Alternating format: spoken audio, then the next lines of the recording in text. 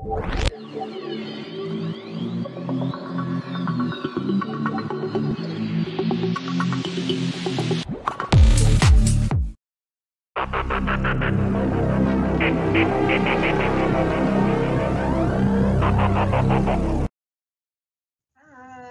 selamat kembali ke channel Cikgu Steffi May. Kali ini cikgu akan membincangkan subtopik jenis, punca dan kesan pencemaran alam sekitar. Ini merupakan video bahagian kelima daripada bab 3 Sains KSSM tingkatan 5. Ya. Objektif pembelajaran kita pada kali ini ialah menerangkan jenis dan punca pencemaran alam sekitar. Jenis dan punca pencemaran alam sekitar. Terdapat 4 jenis pencemaran alam sekitar. Yang pertama adalah pencemaran udara. Apakah punca pencemaran udara? Ia berpunca daripada pembakaran bahan api fosil, asap egzos kenderaan, asap daripada industri, bencana semula jadi seperti hutan yang terbakar, letusan gunung berapi dan stesen janakuasa terma. Pencemaran jenis kedua, air, yang berpunca daripada sisa kumbahan domestik.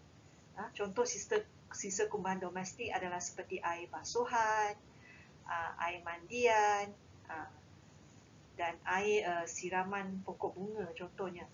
Sisa kumbahan industri, macam asid ataupun alkali yang dilepaskan ke sungai.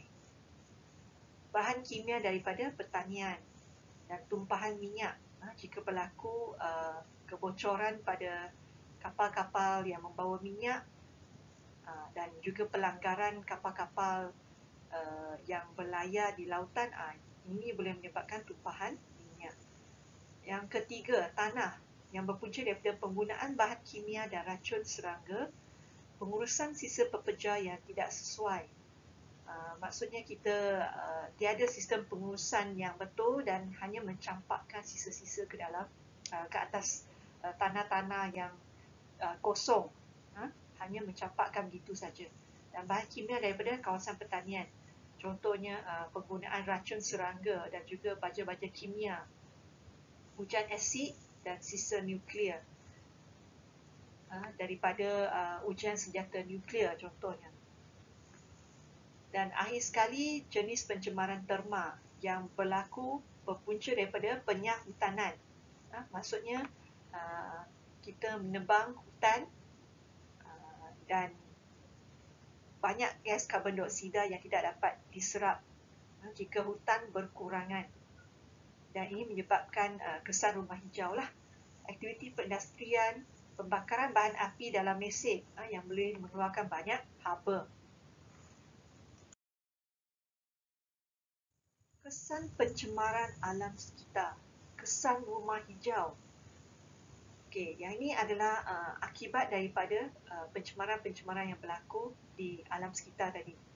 Jadi kesan yang pertama, kita akan bincangkan kesan rumah hijau. Bagaimana kesan rumah hijau ini berlaku? Gas rumah hijau membentuk seolah satu selimut di lapisan atmosfera, macam dalam gambar ini. Jadi industri, kenderaan dan pembakaran membebaskan banyak gas karbon dioksida yang membentuk satu selimut di lapisan atmosfera bumi. Haba dari matahari terperangkap dalam lapisan atmosfera tersebut. Dalam gambar aja, sinaran matahari masuk ke permukaan bumi tapi tidak dapat keluar. Ia dipantulkan balik oleh lapisan gas rumah hijau tadi. Jadi suhu persekitaran pun meningkat dan ini akan menyebabkan berlakunya kesan rumah hijau. Kesan pencemaran alam sekitar yang kedua, pemanasan global. Berlaku disebabkan oleh pengumpulan gas rumah hijau di lapisan atmosfera bumi. Ini menyebabkan peningkatan purata suhu bumi secara keseluruhan dan menyebabkan perubahan cuaca secara ekstrim. Contohnya dalam gambar ini. Cuaca yang berubah secara ekstrim menyebabkan ais di kawasan kutub mencair. Mencair dengan mudah disebabkan peningkatan suhu bumi. dan juga cuaca di negara kita sekarang ni, contohnya yang tidak menentu. Kerap kali hujan tidak menentu dan panas yang sangat terik. Ini adalah akibat daripada pemanasan global. Kesan pencemaran alam sekitar yang ketiga, hujan asid. Bagaimanakah hujan asid berlaku? Gas sulfur dioksida dan nitrogen dioksida hasil daripada pembebasan industri dan aktiviti-aktiviti daripada kilang yang melarut dalam air hujan. Jadi air hujan akan mempunyai pH yang kurang daripada 7 menyebabkannya berasid. Jadi apabila ia turun ke bumi, hujan yang turun ke bumi akan mengancam kehidupan akuatik, tidak sesuai untuk pertanian, menyebabkan penyakit kulit dan menghakis struktur bangunan. Hujan asid ni mudah untuk menghakis struktur bangunan. Jadi lama-kelamaan bangunan itu akan ternampak kesan hakisan akibat hujan asid tadi. Lama-kelamaan dia akan makin rosaklah struktur bangunan tu akibat hujan asid. Hidupan akuatik pun tak sesuai hidup di perairan yang berasid, dan juga pertanian tidak sesuai juga sebab tanaman tak dapat hidup subur dengan keadaan tanah yang berasid. Kesan pencemaran alam sekitar yang seterusnya, penipisan lapisan ozon.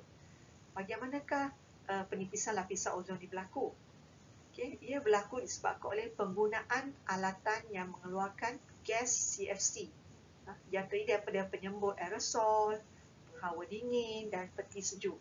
Jadi di rumah kita banyak menggunakan alatan begini. Jadi ia mengandungi gas CFC yang boleh menyebabkan lapisan ozon bumi mengalami kerosakan ataupun kebocoran kerana ia makin lama menipis. Apabila lapisan ozon itu mengalami kebocoran ataupun ada lubang, jadi kita terdedah kepada sinaran ultra ungu secara terus daripada matahari. Ini boleh menyebabkan katarak mata, kanser kulit, mutasi gen dan sel tumbuhan menjadi mati. Sebab sinaran ultra ungu itu adalah satu sinaran yang mengandungi radiasi. Jadi ia boleh menyebabkan mutasi pada jin. Maksudnya jin itu sudah tidak normal dan boleh menuju ke arah menghasilkan sel-sel kanser. Sel tumbuhan juga akan mati disebabkan oleh sinaran radiasi yang tinggi daripada sinaran ultra ungu tadi, daripada matahari. Kesan pencemaran alam sekitar yang seterusnya, eutrofikasi. Lapisan alga akan memenuhi permukaan tasik atau kolam.